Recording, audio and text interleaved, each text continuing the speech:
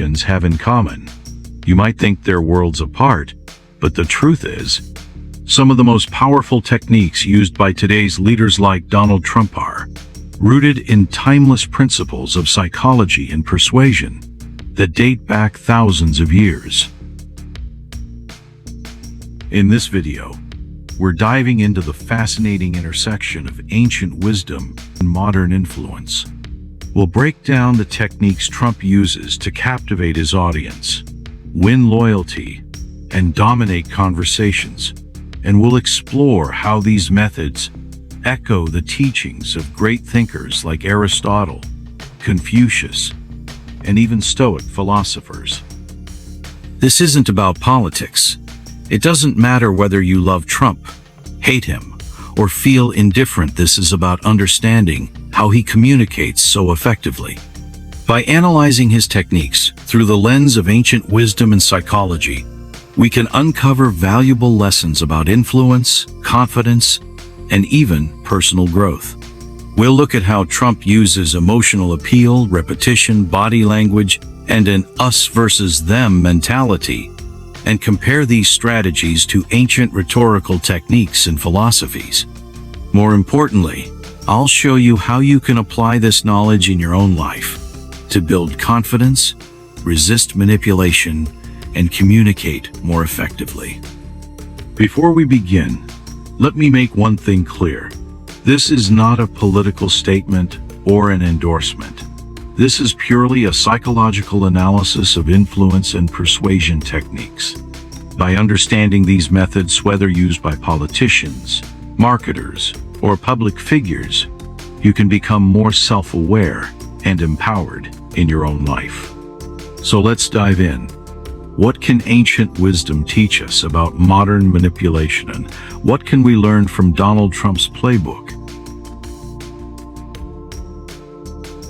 Let's dive into the first and perhaps most powerful technique in Trump's arsenal, emotional appeal, or what Aristotle called pathos. Trump masterfully taps into the emotions of his audience, particularly fear and anger. He often paints a picture of a nation under threat, saying things like, "Our country is in serious trouble. We don't have victories anymore." This technique isn't new. Ancient Greek philosopher Aristotle identified emotional appeal as a key element of persuasion over 2,000 years ago. He argued that stirring emotions can be more effective than logical arguments in swaying an audience. However, while Trump uses fear and anger, ancient Stoic philosophers like Marcus Aurelius taught the importance of emotional control. They believe that true strength comes from mastering our emotions, not being ruled by them. So, what can we learn from this? Understanding how emotional appeals work can help us recognize when we're being manipulated, make more rational decisions, communicate more effectively ourselves. Next time you hear a speech or advertisement, ask yourself, what emotions is this trying to evoke in me? Am I being persuaded by facts or feelings?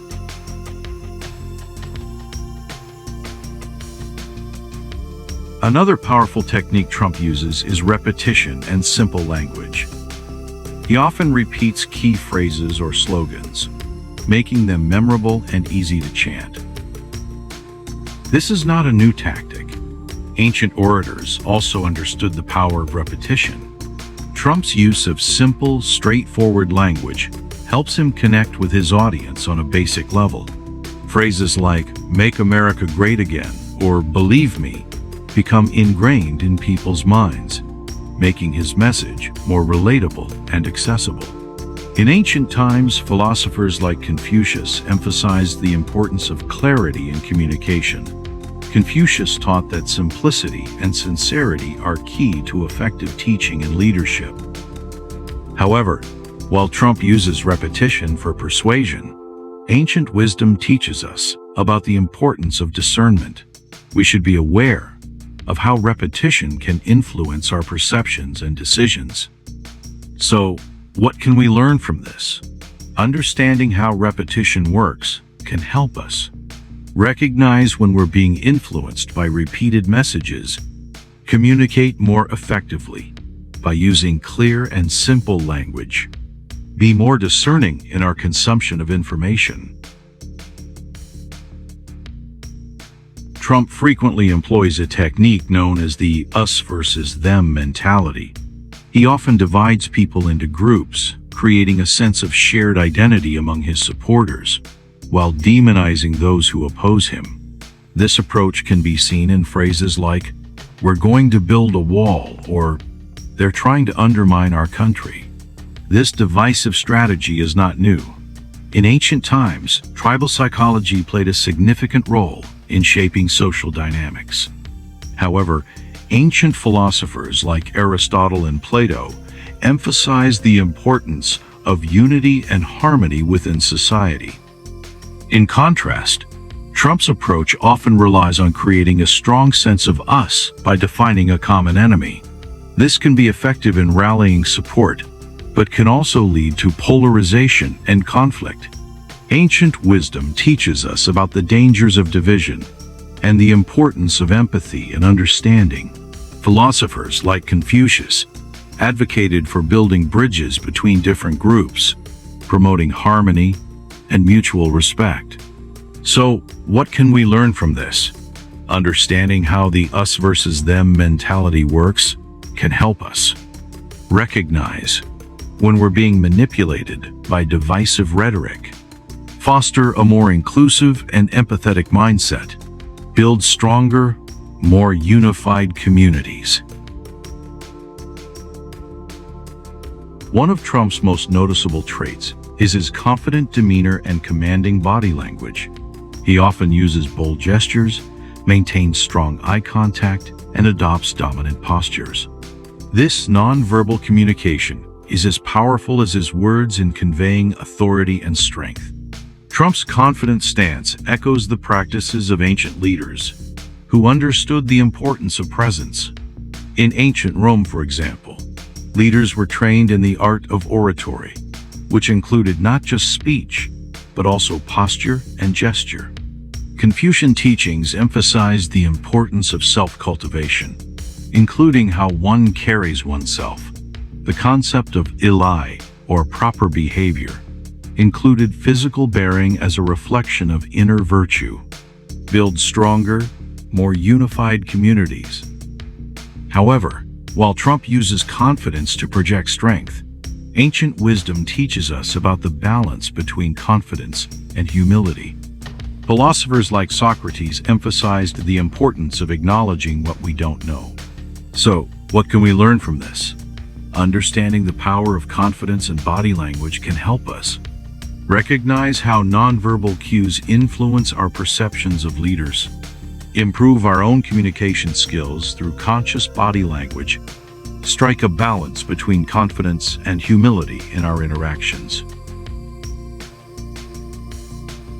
Understanding the influence techniques we've discussed not only helps us recognize manipulation, but also contributes to our personal growth. Ancient philosophers taught us the importance of self-knowledge and critical thinking. For instance, Socrates urged us to know thyself. This means being aware of our emotions, biases, and reactions to others' rhetoric. Here are practical tips for developing critical thinking and protecting yourself from manipulation. Ask questions and seek evidence. Be mindful of your emotional reactions.